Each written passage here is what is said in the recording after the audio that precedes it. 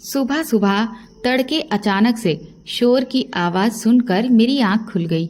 मैंने अपने कमरे की खिड़की से झांक कर देखा तो हवेली के बाहर ढेर सारी भीड़ इकट्ठा थी, जिसे देखकर मैं समझ गई कि जरूर गांव में फिर से कोई बड़ा बवाल हुआ है। मैंने तुरंत ही खुद की हालत को ठीक किया और सर पर पल्ला लेते हुए मैं नीचे उतरी। बाहर आकर देखा तो मेरे ससुर जी भी बाहर निकल आए थे। एक आदमी बहुत बुरी तरह से सर पीट पीट कर रो रहा था और तभी मेरी नजर नीचे सीढ़ियों पर लेटी हुई एक लड़की पर पड़ी। वो आदमी मेरे ससुर, जो कि इस गांव के सरपंच थे, उनसे कहने लगा कि देखिए ठाकुर साहब, ये क्या हो गया। मेरी बेटी ने अपनी जान ले ली और मेरी बेटी भी पेट से थी। ये सब देखकर मेरे ससुर जी की आंखें भी नम हो गईं। फिर उन्होंने जैसे तैसे उस आदमी को सांत्वना दी। हर कोई इसी उलझन में था कि भला ये सब कैसे हो गया। शाम तक लड़की का अंतिम संस्कार कर दिया गया। शाम को जब ससुर जी घर वापस लौट कर आए तो वो बहुत परेशान थे। हम सब हॉल में एक जगह पर बैठे हुए थे और इसी सुबह वाले मुद्दे को लेकर बातचीत हो रही थी। मेरे ससुर कहने लगे कि ना जाने हमारे गांव को किसकी नजर लग गई है। पिछले काफी महीनों से लगातार एक के बाद एक इस तरह से लड़कियां अपनी जान ले रही हैं और लगभग हर लड़की ही पेट से होती है और इसीलिए बदनामी से बचने के लिए वो खुद को खत्म कर रही हैं। हो ना हो, इस सब के पीछे जरूर कोई है, कोई ऐसा जिसके अंदर बिल्कुल भी इंसानियत नहीं बची है। मैंने अपने ससुर से कहा कि फिर तो वो इसी गांव का होना चाहिए, क्योंकि गांव के बाहर का कोई भी इंसान इस तरह की हरकत नहीं कर पाएगा। और तो और गांव की लड़की भला किसी दूसरे गांव वाले से मिलने भी नहीं जा सकती। मेरे ससुर कहने लगे, बहू, मैं तो बहुत ही उलझन का शिकार हो गया हूँ, क्योंकि तुम्हारी बात भी ठीक हो सकती है, लेकिन ऐसा भी हो सकता है कि ये सब करने वाला कोई आसपास के गांव का हो और वो हमारे गांव से किसी तरह की कोई दुश्मनी निकाल रहा हो, जिसके लिए वो हमारे गांव की सभी लड़कियों को एक एक करके निशाना बना रहा हो। वो पहले उन्हें अपने प्यार के जाल में फंसाता है और फिर उन्हें इस हद तक लाकर पूरी तरह से बर्बाद कर देता है और छोड़कर चला जाता है। तब जाकर वो लड़कियां इस कदर मजबूर हो जाती हैं कि अपनी इज्जत की खातिर इतना भयंकर कदम उठा लेती हैं। तभी मेरा देवर राजीव कहने लगा कि पापा, लेकिन भाभी की बात भी ठीक हो सकती है, क्योंकि गांव के बाहर का अगर कोई भी इंसान गांव में आता है तो कभी ना कभी तो ऐसा होता ही है कि गांव का कोई व्यक्ति उसे देख लेता। मेरे ससुर जी बोले कि बात तो तुम्हारी ठीक है बेटा, लेकिन ऐसा नहीं है कि हमारे गांव में दूसरे गांव के लोग नहीं आते हैं। कभी ना कभी कोई ना कोई काम ऐसे पड़ ही जाते हैं कि बाहरी लोगों का भी आना जाना यहाँ खूब लगा ही रहता है। अब उनमें से कौन सही है कौन गलत, इसका पता आखिर कैसे लगाया जाए। मैंने अपने ससुर जी से कहा कि लेकिन पिताजी, भला कोई हमारे गांव की लड़कियों के साथ इस तरह से क्यों कर रहा है, आखिर किस बात की जलन है। तो मेरे ससुर जी बोले कि बहू, दरअसल आसपास के गांव की अपेक्षा हमारे गांव में लोग ज्यादा संपन्न हैं और यहाँ पर सभी एकजुट होकर रहते हैं, शिक्षा पर ध्यान देते हैं, जिस वजह से इस गांव के लोग काफी तरक्की कर रहे हैं। लेकिन बाकी के गांव में अभी भी परंपराओं के नाम पर बहुत कुछ गलत होता चला जा रहा है और वो लोग पढ़ाई लिखाई को भी उतना महत्व नहीं देते। अब वो हमें तरक्की से रोक तो सकते नहीं हैं, इसीलिए इस तरह के काम करके हमारे गांव में दहशत का माहौल पैदा किया जा रहा है, ताकि इस डर की वजह से हम अपने गांव की लड़कियों को पढ़ाना लिखाना बंद कर दें और उन्हें घर में सिर्फ चूल्हा चौका ही संभालने को कह दें। देखो बेटा, मैं बहुत अच्छे से ये बात जानता हूँ कि किसी भी घर, गांव या देश की तरक्की तभी हो सकती है जब हमारी महिलाएं पढ़ी लिखी और आत्मनिर्भर हों। मैंने जब से सरपंच की बागडोर संभाली है तब से मैंने पूरी कोशिश यही की है कि हमारे गांव में सिर्फ परंपराओं के नाम पर किसी के साथ भी अन्याय नहीं होना चाहिए। हालांकि हमारे गांव में भी बहुत से ऐसे लोग हैं जो मेरी इस सोच के खिलाफ हैं, लेकिन वो मुझसे डरते हैं। इसी वजह से कभी भी मेरा खुलकर विरोध नहीं करते हैं, सिर्फ पीठ पीछे छुपकर ही बात करते हैं। इसीलिए मुझे ऐसा लगता है कि हो ना हो ये आदमी हमारे ही गांव का है, जो इस बात से चिढ़ा हुआ है कि मैं अपने गांव की बेटियों को उनका हक दिला रहा हूँ। कहते हैं ना, घर का भेदी लंका ढाए, यहाँ पर भी वही हाल हो रहा है। मुझे अपने ससुर की बात बिल्कुल ठीक लगी, लेकिन सबसे बड़ा सवाल यही था कि आखिर वो शख्स है कौन और फिर लड़कियां हर बार उस इंसान का नाम बताने की जगह खुद की जीवन लीला ही समाप्त कर लेती हैं। जबकि अगर उनके साथ गलत किया गया है तो उन्हें इस बात की शिकायत सरपंच के पास आकर करनी चाहिए ताकि उन्हें इंसाफ दिलाया जा सके। लेकिन वो तो उल्टा उस आदमी को बचा रही थीं और खुद को खत्म कर रही थीं। मेरे ससुर कहने लगे कि मुझे ऐसा लगता है कि इस बारे में मुझे अब इस गांव की बेटियों को खुद से ही जागरूक करना होगा ताकि कोई भी बेटी उस आदमी का शिकार ना बन सके। इसके बाद मैं अपने कमरे में आ गई और सोचने लगी कि ना जाने वो आदमी कौन है जो इतनी घटिया हरकत कर रहा है। मैंने तुरंत ही अपने पति को फोन लगा दिया। मेरे पति शहर में नौकरी करते हैं और वो वहीं पर रहते हैं। 2-3 महीने में कुछ दिनों की छुट्टी लेकर वो यहाँ पर आकर घूम जाया करते हैं और फिर वापस अपने काम पर चले जाते हैं। कुछ देर अपने पति से बात करने के बाद मैं चुपचाप सोने के लिए लेट गई। लेकिन मैंने उन्हें गांव में होने वाली इस तरह की किसी भी घटना के बारे में कुछ भी नहीं बताया, क्योंकि मैं नहीं चाहती थी कि मेरे पति को बिना बात किसी भी तरह की टेंशन हो जाए। वैसे भी अगर मैं उन्हें इस बारे में बताती भी तो वो आखिर वहां से बैठे बैठे कर क्या लेते, क्योंकि जो लोग यहाँ गांव में हैं वो भी जब इस बात का पता नहीं लगा पा रहे हैं तो फिर वो क्या कर लेंगे।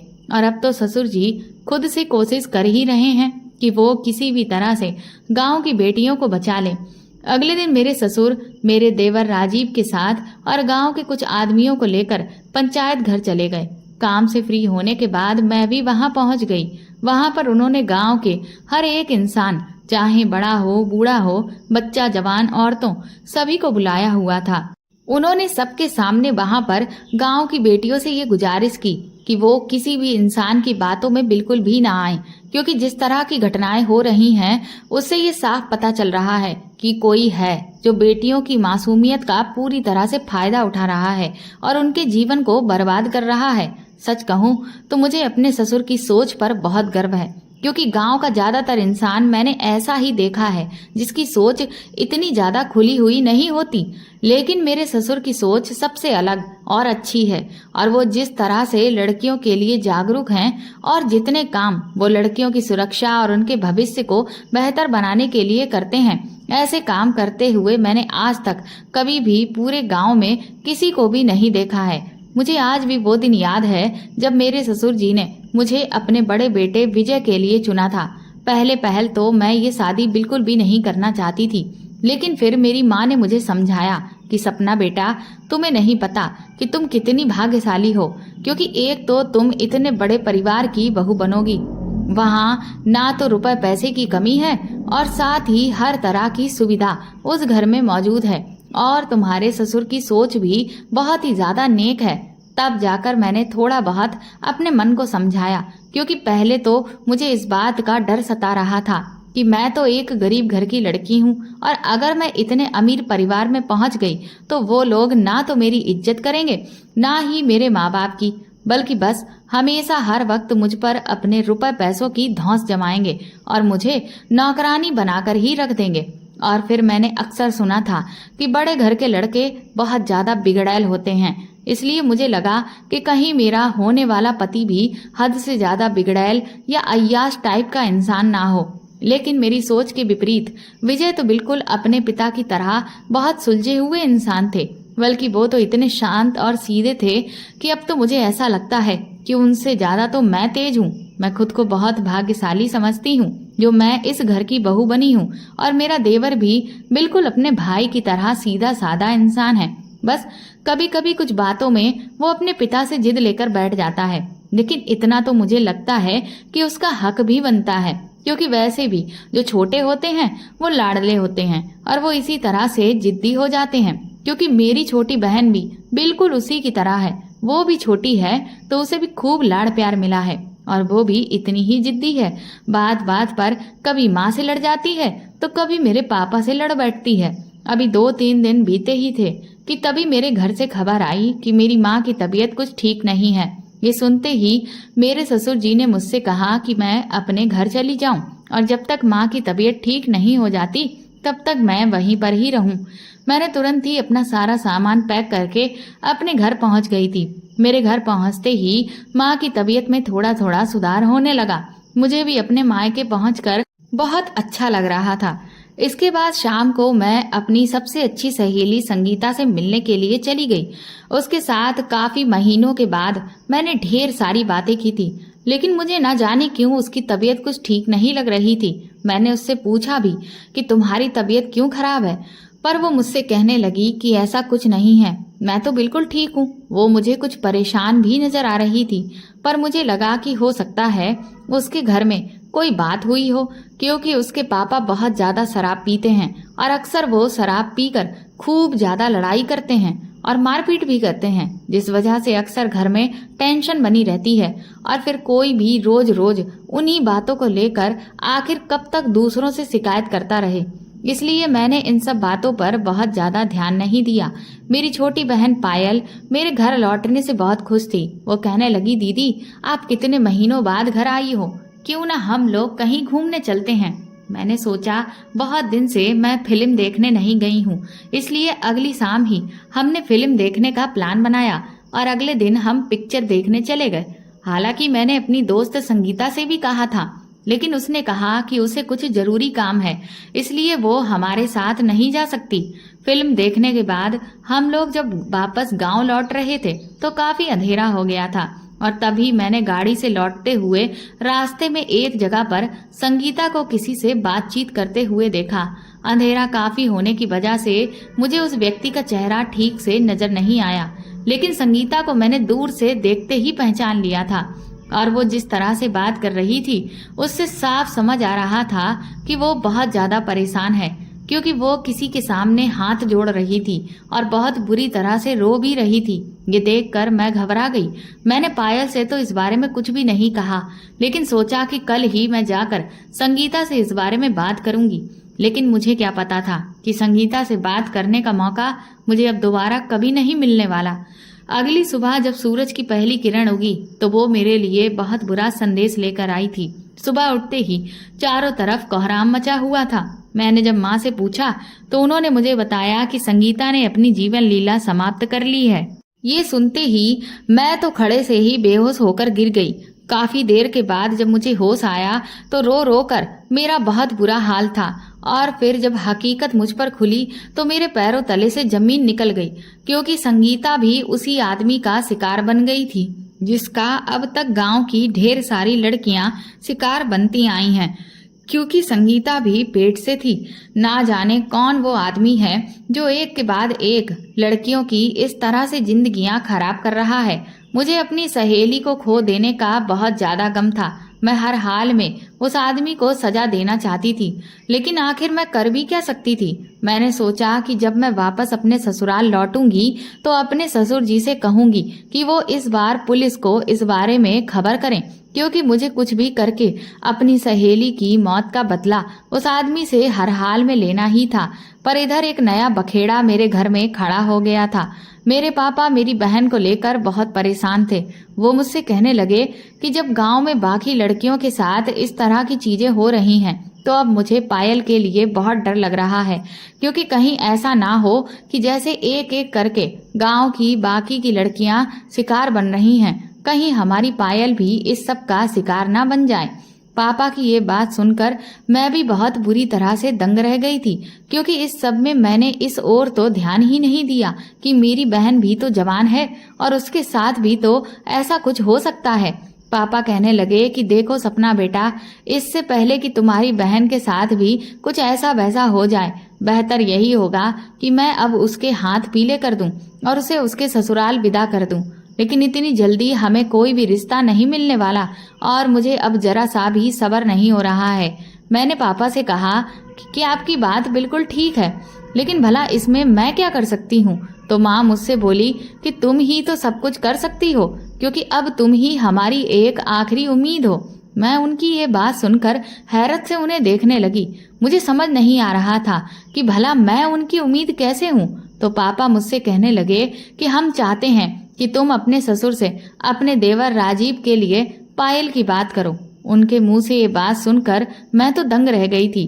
पापा कहने लगे कि देखो बेटा, इससे बेहतर रिश्ता हमें पायल के लिए और कोई भी नहीं मिल सकता, क्योंकि पायल की शादी भी हम एक बहुत अच्छे घर में ही करना चाहते हैं, जैसे कि तुम्हारी की है। तुम खुद को ही देख लो, क्या तुम्हें अपने ससुराल में किसी भी तरह की कोई समस्या है? नहीं है ना? तो फिर पायल की भी शादी अगर तुम्हारे देवर से हो जाती है तो उसका भी जीवन सुधर जाएगा। तुम्हारा देवर भी तुम्हारे पति की तरह बहुत सुलझा हुआ इंसान है, तो इससे बेहतर आखिर और कौन हो सकता है। मैंने सोचा कि ये बात तो कभी मेरे दिमाग में आई ही नहीं। पापा कहने लगे कि तुम क्या सोच रही हो? मैंने कहा कि वो बात तो आपकी ठीक है, लेकिन अब इस बात का फैसला तो मेरे ससुर जी और राजीव ही कर सकते हैं, क्योंकि ये जरूरी नहीं है कि वो भी पायल को अपने घर की बहू बनाने के लिए तैयार हो जाएं। इस पर मेरे पापा कहने लगे कि वो तो हमें भी पता है बेटा, लेकिन कम से कम एक बार तुम इस बारे में उनसे बात करके तो देखो, शायद जो हम चाहते हैं वही हो जाए। मुझे भी अपने पापा की बात ठीक लगी और मैं भी ये सोचकर अंदर ही अंदर खुश हो रही थी कि अगर मेरी बहन मेरी देवरानी बन जाती है तो इससे बेहतर तो और कुछ भी नहीं हो सकता, क्योंकि इस तरह से मेरी बहन हमेशा मेरे ही साथ रहेगी और मेरे जीवन की खुशियां और भी दुगनी हो जाएंगी। अगले ही दिन जब मैं घर लौटी तो मैंने जैसे तैसे हिम्मत जुटाकर अपने ससुर से इस बारे में बात की। हालांकि मुझे ये सब कहते हुए डर तो बहुत लग रहा था, लेकिन फिर भी अपनी बहन की खातिर मैंने अपने डर को एक तरफ रखते हुए पूरी बात एक सांस में ही कह डाली। मैंने उन्हें ये भी बता दिया कि पापा को पायल की शादी की जल्दी सिर्फ इसलिए हो रही है क्योंकि गांव में जो माहौल बना हुआ है उससे उन्हें डर लग रहा है कि कहीं पायल पर भी इस तरह का कोई खतरा ना मंडराने लगे। मेरी इस बात को सुनने के बाद मेरे ससुर ने मुझे कोई भी जवाब नहीं दिया और वो चुपचाप वापस अपने कमरे में चले गए। ये देखकर मेरे तो पसीने ही छूट गए कि ना जाने मेरे ससुर को मेरी बात का बुरा लगा है या फिर अच्छा लगा है। मुझे कुछ भी समझ नहीं आया। अब मुझे डर लगने लगा कि कहीं मैंने उनसे ये बात कहकर कोई गलती तो नहीं कर दी। शाम को मैंने विजय को फोन करके सब कुछ बता दिया तो वो मुझसे कहने लगे कि तुम परेशान मत हो सपना, तुमने कोई गलत बात नहीं की है, तुम कोई दबाव तो नहीं बना रही हो, बस जो प्रस्ताव था वो तुमने उनके सामने रखा है। बाकी पिताजी की अपनी मर्जी है कि वो इस प्रस्ताव को स्वीकार करते भी हैं या नहीं, और बाकी की बात राजीव पर निर्भर करती है, क्योंकि उसकी इच्छा भी मायने रखती है कि वो पायल से शादी करना चाहता है या नहीं। हालांकि मुझे विजय ने काफी तसल्ली देने की कोशिश की थी, लेकिन फिर भी उस पूरी रात मैं डर के मारे बहुत परेशान रही कि कहीं ऐसा ना हो कि मेरे ससुर मुझसे नाराज हो जाएं। अगले दिन पिताजी ने मुझे एक नौकरानी से कहकर बुलवाया। मैं डरते डरते उनके पास पहुंची तो सामने सोफे पर मेरे ससुर और मेरा देवर राजीव दोनों ही बैठे हुए थे। उन्होंने मुझसे कहा, बहू, हमने तुम्हें यहाँ इसलिए बुलवाया है क्योंकि हम तुम्हें मिठाई खिलाना चाहते हैं। मैंने उनसे कहा कि आखिर किस बात की मिठाई पिताजी? तो वो कहने लगे कि अरे, अब तुम्हारे देवर की शादी होने वाली है तो तुम उस खुशी की मिठाई नहीं खाओगी, क्योंकि ना सिर्फ तुम्हारे देवर की शादी होगी बल्कि ये तो दुगनी खुशी है, तुम्हारी बहन की भी तो शादी होगी। अपने ससुर के मुंह से ये बात सुनकर मैं समझ गई कि वो क्या कहना चाहते हैं। इसका मतलब कि वो इस रिश्ते के लिए राजी हैं। मैं तो तुरंत ही खुशी से उछल पड़ी। मैंने कहा, सच पिताजी, आप मान गए?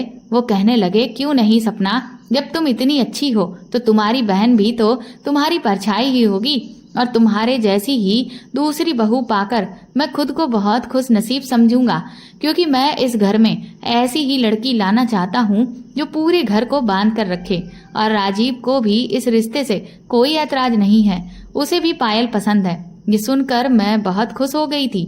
मैंने फिर खुशी खुशी ये खबर अपने पति विजय को बताई और अगले दिन मैं मेरे ससुर जी और देवर के साथ अपने मायके शादी का सगुन लेकर पहुंच गई, जिसे देख मेरे घर वाले तो खुशी से फूले नहीं समा रहे थे और पायल तो शर्मा भी रही थी और खुशी से उछल भी रही थी, क्योंकि वो भी एक ऐसे ही घर में शादी करना चाहती थी जहाँ सुख सुविधाओं की और रुपए पैसे की कोई कमी ना हो। तभी तो वो मुझे हर बार यही कहती थी कि दीदी, आप बहुत भाग्यशाली हो जो आपकी ऐसे घर में शादी हो गई है।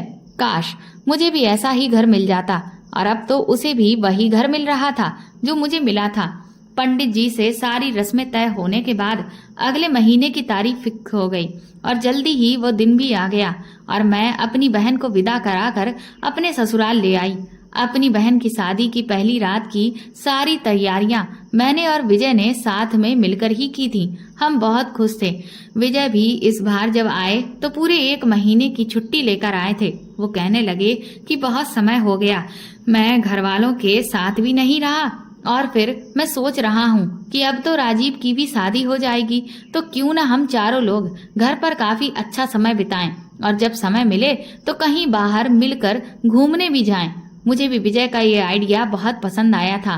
पहली रात को मैं अपनी बहन को उसके कमरे में छोड़ने गई और उसे समझा भी दिया कि वो बहुत ज्यादा घबराए नहीं, लेकिन वो तो इतनी तेज थी कि खुशी से उसके दांत अंदर ही नहीं हो रहे थे। मैंने उससे कहा भी कि थोड़ा शर्माना भी सीख लो, लेकिन वो तो कहाँ मानने वाली थी। वो इतनी चुलबुली थी कि अपनी शैतानियों से बाज ही नहीं आ रही थी। फिर मैं वापस अपने कमरे में आ गई। मैं और विजय भी अब बहुत सुकून से थे। मुझे भी आज बहुत खुशी मिल रही थी क्योंकि मेरी बहन अब सुरक्षित भी थी और मेरे ही साथ मेरे घर में आ गई थी, जहां उसे किसी भी चीज की कोई तकलीफ नहीं होने वाली थी। धीरे धीरे दिन यूं ही बीतने लगे। इधर मेरे ससुर की कुछ पुश्तैनी जमीनों को लेकर कानूनी प्रक्रियाएं चल रही थीं, जिनमें कुछ तेजी आ गई, जिसको लेकर अक्सर मेरे पति और ससुर जी को घर से बाहर ही रहना पड़ रहा था और वो उनमें बहुत ज्यादा बिजी हो गए थे, जिस वजह से हम चारों साथ में मिलकर कहीं भी घूमने फिरने नहीं जा पाए। इस बीच मैंने नोटिस किया कि मेरी बहन मुझे कुछ उदास सी लग रही है। उसके चेहरे पर हमेशा वैसे एक रौनक रहती थी और वो हर वक्त हंसती खिलखिलाती रहती थी, लेकिन शादी के कुछ ही दिन के बाद उसके चेहरे से वो चमक गायब हो गई थी और वो हर वक्त चुपचाप सी रहती थी। मैंने जब उससे इस बारे में पूछा तो उसने कहा कि उसकी तबीयत कुछ ठीक नहीं रहती है, लेकिन राजीव ने उसे डॉक्टर को दिखाया है और डॉक्टर ने ये कहा है कि कुछ दिन आराम करे और ठीक से दवा खाए तो उसके बाद वो बिल्कुल ठीक हो जाएगी। लेकिन ना जाने क्यों मुझे ऐसा लग रहा था कि बात कुछ और ही है, क्योंकि मैं भी अपनी बहन को बहुत अच्छे से समझती थी और उसके चेहरे को पढ़कर मैं अक्सर ये अंदाजा लगा लेती थी कि वो सच बोल रही है या झूठ, और इस बार मुझे यही लग रहा था कि वो मुझसे कुछ छुपा रही है। इसलिए मैंने उस पर नजर रखना शुरू किया, जिसमें मैंने ये पाया कि वो राजीव से हर वक्त डरी सहमी सी रहती थी। अगर राजीव उसका नाम भी पुकार ले तो वो बुरी तरह से चौंक जाती थी और उसकी आंखों में आंसू आ जाते थे। भला उसकी शादी तो राजीव से हंसी खुशी हुई है, फिर वो उससे इतना ज्यादा डर क्यों रही थी? मुझे कुछ अजीब लग रहा था। एक रात जब मैं गार्डन से टहलकर वापस अपने कमरे में जा रही थी, तभी मुझे अपनी बहन के कमरे से कुछ अजीब सी आवाजें सुनाई दी। ये सुनकर मुझसे रहा नहीं गया और जब मैं दरवाजे से कान लगाकर अंदर की बातें सुनने लगी तो मेरे तो होश उड़ गए। राजीव मेरी बहन को बुरी तरह से धमका रहा था। वो कह रहा था कि अगर तुमने किसी के भी सामने अपना मुंह खोला तो तुम्हारा भी वही हाल होगा जो बाकी सबका हुआ है। इस बात पर मेरी बहन बुरी तरह से गिड़गिड़ाते हुए उससे कहने लगी, प्लीज राजीव, मेरे साथ ऐसा कुछ भी मत करना, मैं सच में किसी से कुछ भी नहीं कहूंगी। इतना सुनने के बाद मैं वापस कमरे में आ गई, लेकिन अब मैं बहुत परेशान थी कि आखिर राजीव मेरी बहन से इस तरह से बात क्यों कर रहा था और वो उसे किस बात को छुपाने के लिए कह रहा था, और उसकी इस बात का क्या मतलब था कि वो उसका वही हश्र करेगा जो बाकी सबका हुआ है। ये सब कुछ तो मेरे लिए बहुत ही ज्यादा उलझता जा रहा था। मैंने सोच लिया कि जब विजय वापस लौट कर आएंगे तो मैं उनसे इस बारे में बात करूंगी, लेकिन जब विजय वापस लौटे तो एक तो बहुत रात हो चुकी थी, दूसरा वो बहुत ज्यादा परेशान थे, जिस वजह से मैंने सोचा कि अभी मुझे इस बारे में उनसे कुछ भी नहीं कहना चाहिए, क्योंकि वो वैसे ही काफी परेशान हैं। मैंने सोचा कि मैं इस बारे में अपनी बहन से फिर से बात करूंगी, लेकिन अगले दिन भी मैंने जब उससे बात करने की कोशिश की तो उसने मेरी किसी भी बात का जवाब नहीं दिया। अब तो मुझे बहुत गुस्सा आ रहा था कि आखिर मैं इस राज के बारे में जानूं तो आखिर कैसे। शाम को जब मेरी बहन मेरे लिए चाय बनाकर लेकर आई तो मैं उसके हाथ को देखकर दंग रह गई। उसके हाथ पर जले का निशान था। मैंने जब उससे पूछा कि ये निशान कैसा है, तुम कैसे जल गई, तो वो बुरी तरह से हड़बड़ा गई और अपने हाथ को साड़ी के पल्लू से छुपाने लगी। मैंने उससे कहा, मुझे सच सच बताओ पायल, आखिर तुम्हारे और राजीव के बीच में चल क्या रहा है? तुम्हें मेरी कसम है। तो वो रोते हुए कहने लगी कि दरअसल राजीव ने मुझे ये सिगरेट से जलाया है। ये सुनकर मेरा खून खौल उठा। मैंने कहा कि राजीव की इतनी हिम्मत कि उसने तुम्हारे साथ ऐसा सुलूक किया, लेकिन आखिर क्यों? मैं उसे छोड़ूंगी नहीं। मैं अभी पिताजी से उसकी शिकायत करती हूँ। मैं जैसे ही आगे बढ़ी तो मेरी बहन ने मुझे रोक लिया। वो कहने लगी, दीदी प्लीज ऐसा कुछ भी मत करना। मेरी गृहस्थी अभी ठीक से बस भी नहीं पाई है और आप क्यों उसे उजाड़ने में लगी हुई हैं। मैंने कहा कि तुम ये क्या कह रही हो, मैं तो तुम्हारी मदद कर रही हूँ। तो वो मुझसे बिगड़ते हुए कहने लगी कि मुझे आपकी मदद नहीं चाहिए, मैं अपनी चीजें खुद से हैंडल करना चाहती हूँ। ये हम पति पत्नी के बीच की बात है। मैंने कहा, पायल तुम कब से ऐसी हो गई हो जो किसी के जुल्मों को बर्दाश्त करो? और फिर आखिर ऐसी क्या वजह है कि राजीव तुम्हारे साथ इतना बुरा सुलूक कर रहा है? मैं तो सपने में भी इस बारे में नहीं सोच सकती थी कि वो तुम्हारे साथ ऐसा कुछ करेगा। आखिर बात क्या है? तो पायल कहने लगी कि बात जो भी हो, पर वो हमारा निजी मामला है। और मैंने कहा ना कि बस वो बुरे नहीं हैं, उन्हें थोड़ा गुस्सा आ जाता है। मेरी ही कुछ हरकतें ऐसी हैं जो उन्हें गुस्सा दिला देती हैं, लेकिन मैं धीरे धीरे उन्हें समझाने की कोशिश कर रही हूँ। और एक बार जब मैं उनके हिसाब से सारी चीजें करने लगूंगी तो वो मुझसे बहुत ही प्यार से बर्ताव करेंगे, मुझे पूरा यकीन है। और मैं हाथ जोड़कर आपके आगे विनती करती हूँ कि आप मेरे मामले में बिल्कुल भी दखल अंदाजी ना करें, क्योंकि मैं नहीं चाहती कि मेरा और राजीव का रिश्ता आपकी वजह से खराब हो जाए। इतना कहकर मेरी बहन तो वहां से चली गई थी, लेकिन मैं अवाक मुंह खोले वहीं खड़ी रही। मेरी बहन आज उल्टा मुझ पर ही दोष लगाकर चली गई, जबकि मैं तो उसकी मदद कर रही थी। लेकिन वो सब कुछ क्यों बर्दाश्त कर रही थी? वो तो ऐसी बिल्कुल भी नहीं थी। वो तो हमेशा से बागी रही है। उसने कभी किसी भी गलत बात को बर्दाश्त नहीं किया, लेकिन आज वो ऐसे कैसी हो गई? मुझे तो कुछ भी समझ नहीं आ रहा था। लेकिन अब हर हाल में मुझे ये जानना था कि आखिर इन दोनों के बीच में चल क्या रहा है। लेकिन मुझे उनके कमरे में झांकने का कोई भी रास्ता नजर नहीं आ रहा था। फिर उसी शाम मैंने विजय से ऐसे ही बातों में पूछा कि ये पुलिस वाले लोग इतने बड़े बड़े केसों को किस तरह से सुलझा लेते हैं। कई बार तो ये बहुत ही गहरे राजों को भी जान लेते हैं। भला ये कैसे मुमकिन हो जाता है?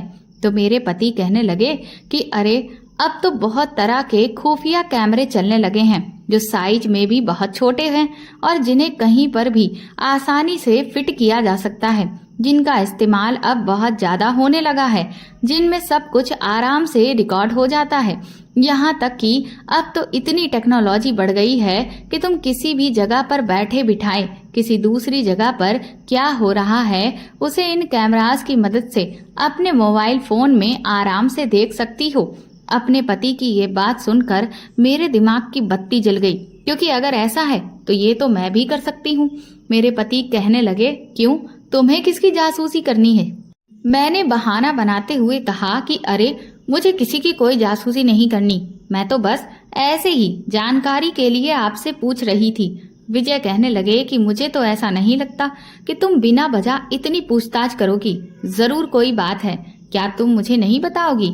मैंने विजय से कहा कि अभी मैं आपको कुछ भी नहीं बताना चाहती, लेकिन हाँ, सही वक्त आने पर मैं आपको सब कुछ बताऊंगी, लेकिन तब तक आपको इंतजार करना होगा। मेरी बात पर विजय ने हामी भर दी। मैंने अगले ही दिन एक खुफिया कैमरा ऑर्डर करके मंगवा लिया और उसे चुपचाप पायल के कमरे में ऐसी जगह पर इस तरह से सेट कर दिया कि वो किसी को भी दिखाई ना दे। उसी रात को मैंने जो कुछ भी अपने मोबाइल फोन में राजीव को पायल के साथ करते हुए और कहते हुए सुना, उसे देखकर मेरे होश उड़ चुके थे। मैं तो कभी सपने में भी नहीं सोच सकती थी कि राजीव ये सब कुछ कर रहा है, लेकिन अब मेरे अंदर गुस्से का ज्वालामुखी फूट रहा था और मैं उसे सबक सिखाना चाहती थी। उसको तो यही लग रहा था कि उसकी करतूत के बारे में किसी को पता ही नहीं चल रहा है, जबकि अब मैं उसका पर्दाफाश हर हाल में करना चाहती थी। इसीलिए सुबह होते ही मैंने जब ये देखा कि पायल घर के काम में बिजी है, मैं तुरंत ही दंदनाती हुई गुस्से में राजीव के पास पहुंची और मैंने उससे कहा कि तुमने मेरी बहन के साथ ऐसा क्यों किया? और तो और सिर्फ मेरी बहन ही नहीं, तुमने गांव की हर लड़की की जिंदगी खराब की। तुमने मेरी सहेली के साथ भी यही किया। मैं तुम्हें जिंदा नहीं छोड़ूंगी। ये कहकर मैं उस पर गुस्से में टूट पड़ी, लेकिन मैं उसके सामने कमजोर पड़ गई। उसने तुरंत ही मुझे धक्का दे दिया और मैं बेड पर जा गिरी और उसने कमरे का दरवाजा बंद कर दिया और किसी राक्षस की तरह हंसते हुए वो कहने लगा, तो आखिर तुम्हें मेरी असलियत पता चल ही गई। चलो अच्छा ही हुआ, क्योंकि सच कहूं तो मेरी नीयत तो तुम पर भी बहुत दिनों से खराब थी। तुम हो ही इतनी खूबसूरत, लेकिन क्योंकि मुझे सबके सामने अच्छा बनने का नाटक करना पड़ता था, इसी वजह से मैं कभी भी तुम पर अपना हाथ साफ नहीं कर पाया। लेकिन गांव की किसी भी लड़की को मैंने नहीं छोड़ा। क्या करूं, मेरी इच्छा पूरी ही नहीं होती। मैंने कहा कि तुम कितने नीच इंसान हो, तुमने आखिर सब लड़कियों के साथ ऐसा क्यों किया? तो वो कहने लगा कि मैं क्या करता, मैं तो बस अपने दिन मौज मस्ती के साथ काटना चाहता था। गांव की लड़कियां खुद ही मुझसे रिश्ता रखना चाहती थीं, क्योंकि उनको भी तो इस बात का स्वार्थ था कि अगर वो मुझसे रिश्ता रखेंगी तो मैं उनसे शादी कर लूंगा और वो एक बहुत बड़े खानदान की बहू बन जाएंगी। लेकिन मैं कभी भी उनमें से किसी से शादी नहीं करना चाहता था। मुझे तो बस अपने दिन ऐश के साथ काटने थे। लेकिन जब वो पेट से हो जाती थी तो वो मुझ पर दबाव बनाने लगती थी कि मैं उनसे शादी कर लूं। लेकिन मैंने भी इसका एक बहुत अच्छा रास्ता निकाल रखा था। मैंने उनकी ऐसी वीडियो बना रखी थी कि उन्हें दिखाकर मैं उनसे साफ कह देता था कि अगर उन्होंने किसी के भी सामने मेरा नाम लिया तो फिर न सिर्फ उनकी इज्जत खराब होगी बल्कि उनके माँ बाप की भी इतनी बेइज्जती होगी कि वो भी जीने के लायक नहीं बचेंगे। इसके बाद तो उनके सामने खुद को खत्म करने के अलावा और कोई रास्ता नहीं बचता था। और फिर वो अंत में वही करती थी। तुम्हारी सहेली ने भी वही किया। मैं भी क्या करता, हर किसी से शादी थोड़ी ना करता घूमता। नजर तो मेरी तुम्हारी बहन पर भी थी, लेकिन क्योंकि वो तुम्हारी बहन थी इसलिए मैं उसके साथ ये सब नहीं कर सकता था। पर उसका मौका तो तुमने खुद ही मुझे झोली में लाकर दे दिया, इसीलिए मैंने खुशी खुशी उससे शादी कर ली। सोचा कि इधर मुझ पर शादीशुदा होने का ठप्पा भी लग जाएगा और उधर मैं चुपचाप ये सब भी करता रहूंगा। लेकिन तुम्हारी बहन को मेरी सच्चाई पता चल गई, इसलिए फिर मैंने उसके साथ भी वही तरीका अपनाया जो सबके साथ अपनाया था। तब जाकर कहीं उसने अपना मुंह बंद किया, वरना वो तो मुझ पर शेरनी के जैसे टूट पड़ी थी। पर मुझे भी बहुत अच्छे से पता है कि उसके जैसी जंगली लड़कियों को कैसे अपने काबू में रखना है। अब देखो, मजाल है कि उसकी आवाज मेरे सामने निकल जाए। और अब आज जब तुम खुद चलकर मेरे पास आई हो तो मैं इस मौके को अपने हाथ से हरगिज नहीं जाने दूंगा और तुम्हारे साथ भी वही करूंगा जो सबके साथ करता आया हूँ। और तुम्हें भी फिर मेरी सारी शर्तों को मानना पड़ेगा, वरना तुम भी कहीं भी मुंह दिखाने के काबिल नहीं बचोगी। ये कहते हुए वो मेरी तरफ आगे बढ़ने लगा। मैं बेड पर पीछे हटती जा रही थी और उससे कह रही थी कि राजीव, खबरदार, अगर तुम आगे बढ़े तुम्हारा बहुत बुरा हाल होगा। लेकिन उसे तो किसी बात का डर ही नहीं था। मेरी तो घबराहट के मारे पसीने छूटने लगे थे और तुरंत ही वो बेड के ऊपर कूद गया। मैंने जैसे ही चिल्लाने की कोशिश की उसने मेरे मुंह पर कस के हाथ रख दिया। मैं खूब जोर से चिल्लाने की कोशिश कर रही थी लेकिन पूरी तरह से नाकाम हो रही थी, क्योंकि उसके आगे मैं कमजोर पड़ चुकी थी। और फिर तभी जैसे ही वो अपने मंसूबों को पूरा करने के लिए आगे बढ़ा, तभी अचानक से कमरे का दरवाजा टूटा। जब मेरी नजर सामने पड़ी तो सामने मेरे पति विजय, मेरे ससुर और मेरी बहन तीनों ही खड़े हुए थे, जिन्हें देखते ही राजीव के तो होश ही उड़ गए और वो तुरंत लपक कर खड़ा हो गया और ऐसे दिखाने लगा कि जैसे उसने कुछ भी नहीं किया है। मैं भागती हुई विजय के पास पहुंच गई। ससुर जी ने कमरे में आते ही ना आओ देखा न ताओ और राजीव को इतनी बुरी तरह से मारा कि वो बिल्कुल अधमरा हो गया था।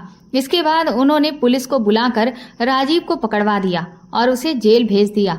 मेरे ससुर ने मुझसे और पायल से माफी मांगी कि उनके बेटे की वजह से हम दोनों बहनों के साथ इतना बुरा हुआ। मैंने उनसे कहा कि आप इस सब की माफी क्यों मांग रहे हैं, क्योंकि इसमें आपकी कोई गलती नहीं है। ये तो राजीव ही इतना अभागा निकला कि उसने इतने अच्छे पिता और इतने अच्छे परिवार की लाज नहीं रखी, वरना परवरिश तो दोनों बेटों की एक जैसी ही हुई थी। लेकिन एक बेटा कपूत निकल गया। पायल ने भी मुझसे अपने किए हुए बर्ताव की माफी मांगी। वो कहने लगी, दीदी मैं मजबूर थी, क्योंकि अगर मैं आपके साथ इस तरह का व्यवहार नहीं करती तो आप फिर मुझसे मेरी तकलीफ हर हाल में जानने की पूरी कोशिश करती और मैं जानबूझकर आपको किसी भी मुसीबत में नहीं डालना चाहती थी। बस इसी वजह से मैंने जानकर आपके साथ इतना बुरा व्यवहार किया ताकि आप नाराज हो जाएं और खुद ही इस मामले से पीछे हट जाएं। हो सके तो अपनी छोटी बहन को माफ कर देना।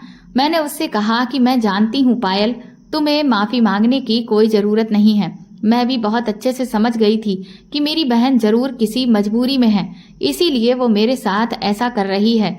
मैंने विजय से कहा कि आपको ये कैसे पता चला कि राजीव मेरे साथ ऐसा कर रहा है तो विजय कहने लगे कि मैं किसी काम से कमरे में गया था और उसी वक्त मुझे अचानक से तुम्हारे मोबाइल फोन से कुछ आवाजें सुनाई दी। ध्यान से सुना तो वो तुम्हारी और राजीव की आवाजें थी। मैंने तुरंत ही तुम्हारा मोबाइल उठा लिया तो उसमें तुम दोनों की वीडियो दिख रही थी, जिसे देखकर मैं दंग रह गया और फिर मैंने उसमें राजीव के मुंह से पूरी सच्चाई सुन ली। तब तो मेरे होश ही उड़ गए। मैं तुरंत ही भागा भागा पिताजी के पास पहुंचा और मेरे साथ साथ उन्होंने और पायल ने भी उस पूरी वीडियो को देखा। और जैसे ही मैंने ये देखा कि वो तुम्हारे साथ ऐसी हरकत कर रहा है तो हम तीनों ही तुरंत वहां से भागे और सही समय पर पहुंच गए, वरना ना जाने क्या हो जाता। मैंने विजय को गले से लगा लिया। मैंने कहा कि तुमने सही मौके पर आकर मेरी जिंदगी बर्बाद होने से बचा ली, वरना मैं तो कहीं भी मुंह दिखाने के काबिल ही नहीं रहती। विजय ने कहा कि लेकिन सपना, तुमने भी मुझ पर भरोसा नहीं किया। उस दिन जब मैंने तुमसे पूछा था तो तुमने मुझे पूरी बात नहीं बताई, बल्कि आगे कभी और बताने को टाल दिया। जबकि सोचो, अगर मैं तुम्हारे मोबाइल में इस वीडियो को ना देखता तो ना जाने तुम्हारे साथ क्या हो जाता। मैंने विजय से कहा कि हाँ, आप ठीक कह रहे हैं, मुझे आपको भी सब कुछ पहले ही बता देना चाहिए था, लेकिन मैं खुद पूरी सच्चाई जान लेना चाहती थी, तभी आपको बताना चाहती थी। लेकिन आप मुझे माफ कर दीजिए। विजय ने भी मुझे माफ कर दिया और गले से लगा लिया। पुलिस ने बाद में राजीव के पास जो मोबाइल फोन था उसमें जितनी भी वीडियोस थीं उन सबको खत्म कर दिया और पुलिस ने बताया कि राजीव को एक अजीब सी दिमागी बीमारी है, जिस वजह से वो सारी लड़कियों के साथ इस तरह की हरकत कर रहा था। अब राजीव जेल में भी है और उसका दिमाग का इलाज भी हो रहा है।